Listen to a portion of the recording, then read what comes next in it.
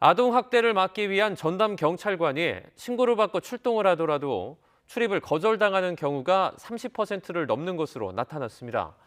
이처럼 권한이 적고 업무도 과중되는 상황이지만 이를 보완하기 위한 법 개정안은 국회에서 잠자고 있는 상황입니다. 김혜린 기자가 취재했습니다. 1년 전 생후 16개월 정인이가 양부모의 학대로 세상을 떠났습니다. 정인이 사건을 맡았던 학대 예방 경찰관들은 부실 대응 책임을 지고 줄줄이 징계를 받았습니다.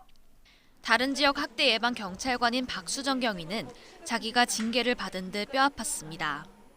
자리에서 그냥 눈물이 떨어지더라고요. 제대로 지침대로 했더라도 뭔가 빠진 게 아닌가 이런 불안감 때문에 진짜 밤잠을 못 이루거든요. 어쨌든 사기도 너무나도 떨어졌고.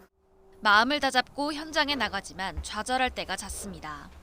아동학대자가 현장 출입을 거부하거나 조사를 회피하는 게 다반사지만 현행범이 아닌 이상 학대 예방 경찰관에게도 이를 강제할 권한은 없습니다. 단순 불응이나 회피로 현장 출입을 거부하는 경우 이를 처벌하는 규정이 없기 때문입니다. 매뉴얼과 법과 거기에 따라서 저희가 업무를 수행을 하고 있거든요. 이게 어느 정도가 지켜지는 게 맞는지 저희도 현장에서 판단하기가 쉽지는 않거든요. 저희가 너무 적극적으로 해버리면 그 데미지가 아동한테 갈 수 있는 부분도 있는 부분이 있고. 이처럼 권한은 협소한데 업무는 과합니다. 지난 9월 기준 전국의 학대 예방 경찰관은 737명.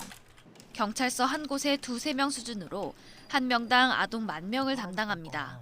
가정폭력과 노인학대 사건까지 이들의 몫이어서 전체 학대 예방 경찰관의 85% 이상은 업무 부담이 과하다고 느끼고 있습니다. 외근들을 마치고 사무실에 복귀 후에 다시 또 그동안 못했던 밀린 행정 업무를 처리해야 되기 때문에 현재 APU 인력만 가지고는 조금 이 업무들을 다 소화하기가 부담이 되는 것이 사실입니다. 경찰도 손 놓고만 있는 건 아니어서 최근 제도 내실화 방안을 내놨습니다. 전문성을 가진 인원 위주로 내후년까지 학대 예방 경찰관을 260명 더 늘리고 5년 장기 근무를 의무화하기로 했습니다. 현장에서 학대 예방 경찰관 인력이 턱없이 부족하고 업무 강도도 강하다는 것이 확인이 됐습니다. 효율적인 아동학대 사건 대응을 위해서 학대 예방 경찰관 충원이 시급합니다.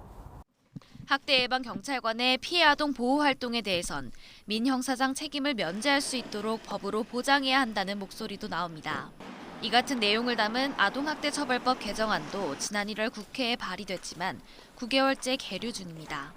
YTN 김혜린입니다.